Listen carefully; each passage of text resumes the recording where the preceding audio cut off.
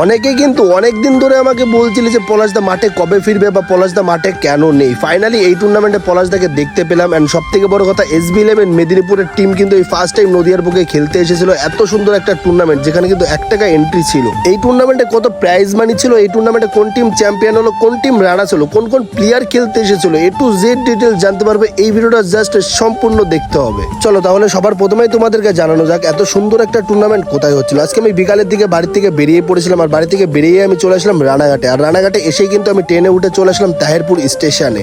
স্টেশনে আসার পরেই কিন্তু আরো দুটো দাদার সাথে আমার দেখা হয়ে যায়। তারপরেই কিন্তু আমরা তিনজনে মিলে টোটোতে করে ফাইনালি আমরা চলে আসলাম সেই মাঠে। আর মাঠে এসেই দেখতে পারি এত সুন্দর গ্রাউন্ড, 5 সাইড গ্রাউন্ড, আর এত সুন্দর ট্রফি আমার চোখে দেখা এই প্রথম। চলো তারপরেই কিন্তু অনেক বাজি প্রদর্শনী, অনেক নৃত্য নাচ হওয়ার পরেই কিন্তু ফাইনালি আমাদের খেলা শুরু হয় সেই রাত 8:30টার পরে। চলো এবার তোমাদেরকে আমি জানাই এই টুর্নামেন্টের প্রাইজ মানি কত ছিল। এই টুর্নামেন্টের চ্যাম্পিয়ন প্রাইজ মানি ছিল 1,111 টাকা, and runners up prize money ছিল 77,777 টাকা। সব থেকে মেইন ব্যাপার, এই টুর্নামেন্টে কিন্তু খেপের মাঠে এমন কোন টিম বাদ ছিল না যারা এই টুর্নামেন্টে পার্টিসিপেট করেনি। যেরকম বলতে পারো Kajal group, Maniktala, luxury living furniture, SB11 Medinipur, Arise Bandel, Hossain Shah road, Khidirpur, সব টিম A to Z।